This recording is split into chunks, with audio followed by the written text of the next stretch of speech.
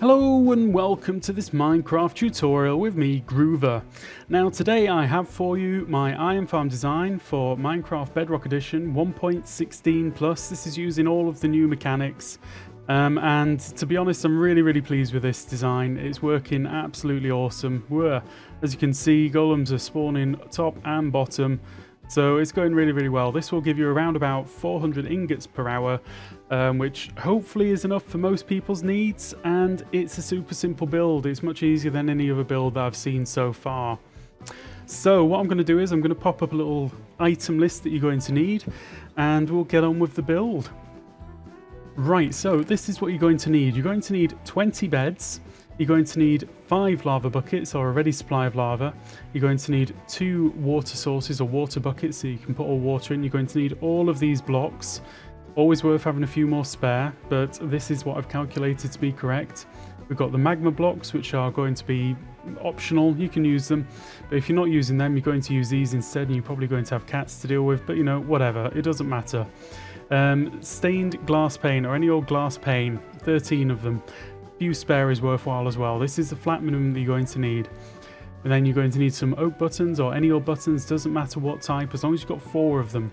Chest, fletching tables. Now this is the workstations. We go for the fletching tables because basically the fletchers will work any day, whether it's raining or not, it doesn't matter, so they're a good one to go for.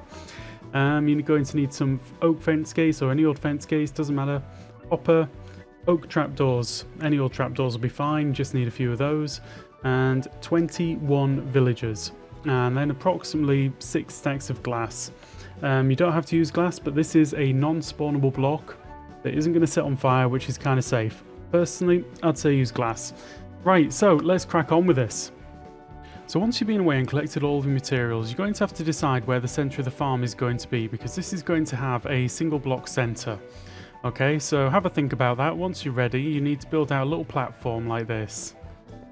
Okay, so this is a temporary platform where we're going to be placing the beds. So we're going to place 20 beds out here in this kind of formation.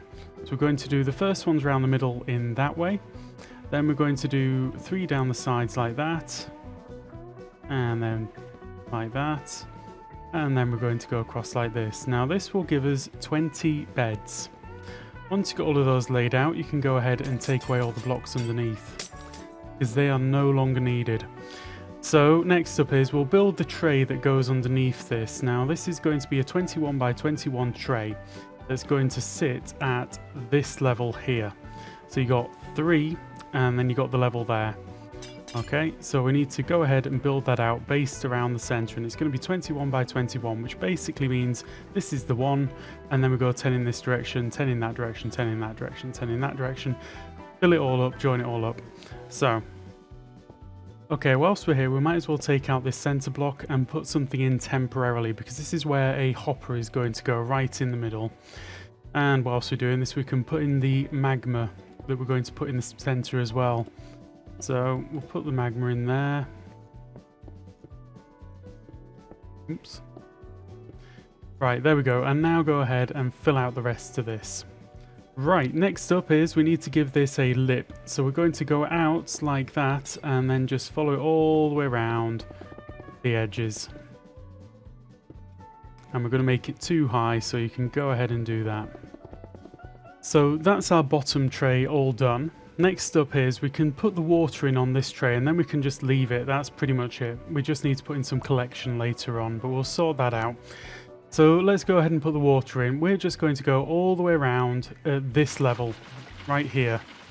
You're going to want some depth strider boots because it will be painful without them. Right, so at this stage you should have something that looks a little bit like this, and you can see that the water's not reaching all the way to the middle. So what we're going to do is we're going to do a little bit of jiggery pokery here. So pick a direction, doesn't matter which, but head out in that direction, straight out from the middle point, and place down 3 blocks just like this. Okay, and then when we take those back out, you'll see that it's reached a little bit closer.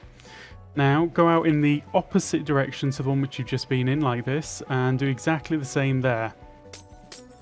Okay, so now you should have something like this. Now on this axis we're going to go out in this direction, and at this point here just place 1 block, and then we're going to go in this direction and do the same by placing the 1 block there. and that's just going to make sure that everything flows to the middle.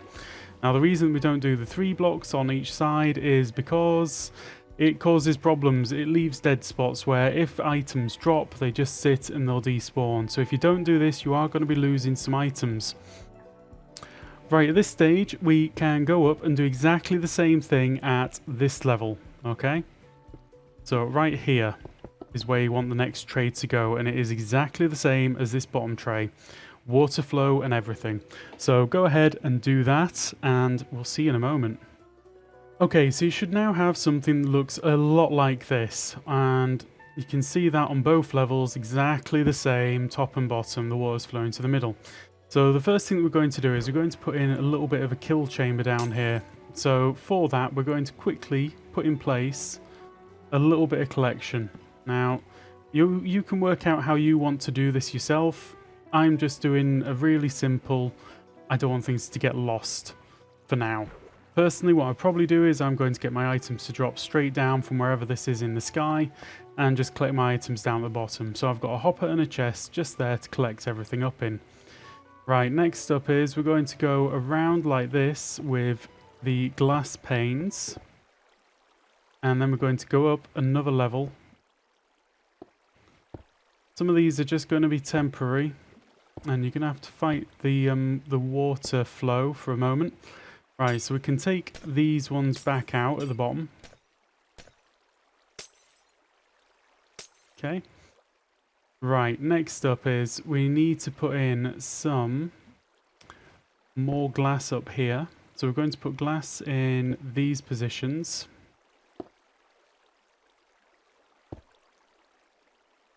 Okay, now we're going to have lava in these spots, but we need a way to stop the lava from flowing out. So, fence gates, and just make sure that they are open. Okay?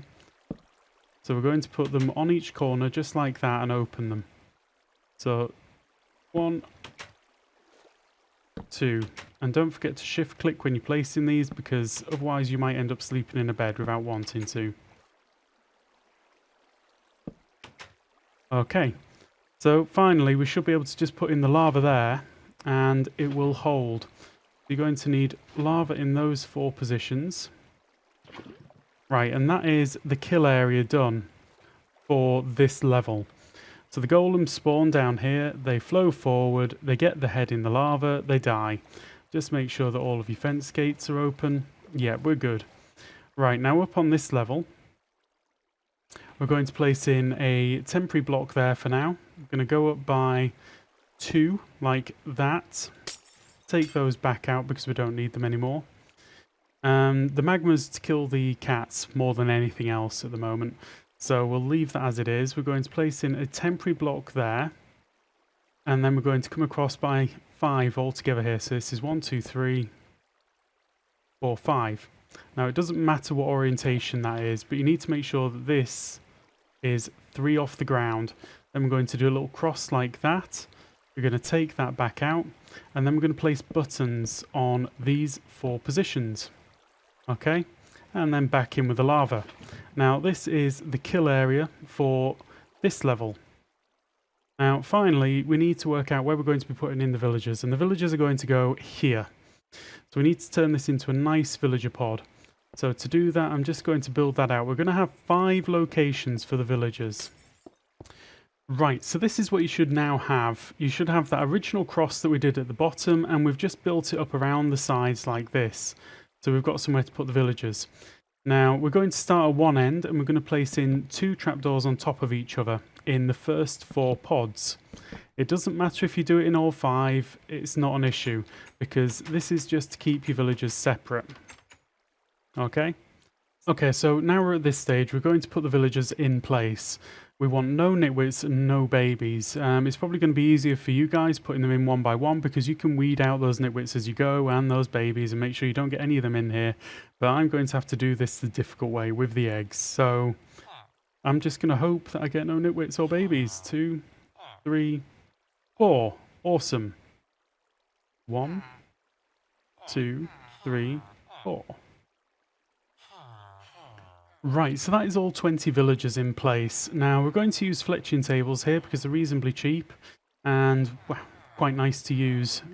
So what we do is we're going to place down one right here, and we can see we're getting absolutely no green sparkles. That is exactly what we want. It means that they haven't linked to the beds down below. So we need one sacrificial villager. It doesn't matter whether it's a baby or an adult or anything. It just gets dumped in somewhere. Doesn't matter if it's a nitwit even, just anything. In it goes, and what we're watching out for is sparkles. Once we've got sparkles up there, this one's done its job, it dies, it's not a problem. So, once we've got the sparkles in, I'm going to lock them down. So they can't go anywhere without me wanting to. Next up, I'm going to take a fletching table, place it up here, and I'm going to look for which one connects to it. So that's this one. So that can go there. Now this is the bit that you have to be careful with, guys. You've got to get this right, because the villagers have to work now.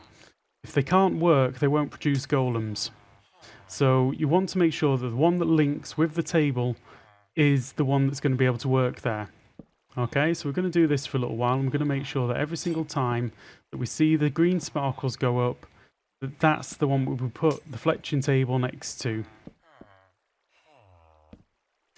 Now, you've got 4 positions where you can put the fletching tables, and it's kind of 1, 2, 3, 4 on each side.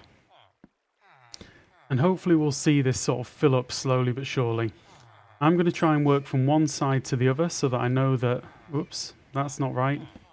See, if that happens, if you happen to put down 2 fletching tables when you shouldn't, just put that back down. Okay? Take that one away, put that one back down, links back up to the right one. So we're going to be placing and breaking quite a lot. So this one. And this is the most important part, which is why I'm kind of labouring the point a little bit. So we'll do this a little bit longer. So I'll place that down. I'll look for the green sparkles. That's on this pod. Where I see the green sparkles, I'll take away the one which I've just put down the fletching table in one of the positions next to the pod. Okay, we repeat this until everyone has got a workstation. And so we've got 20 workstations out here.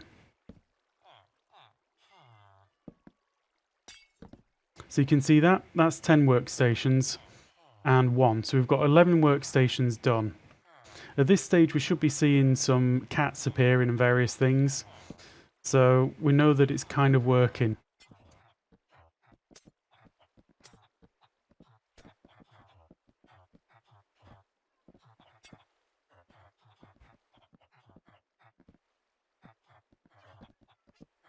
If at any point you're in doubt about what's just happened, just take it away. Just start over again with this step. This is the most important thing to get correct.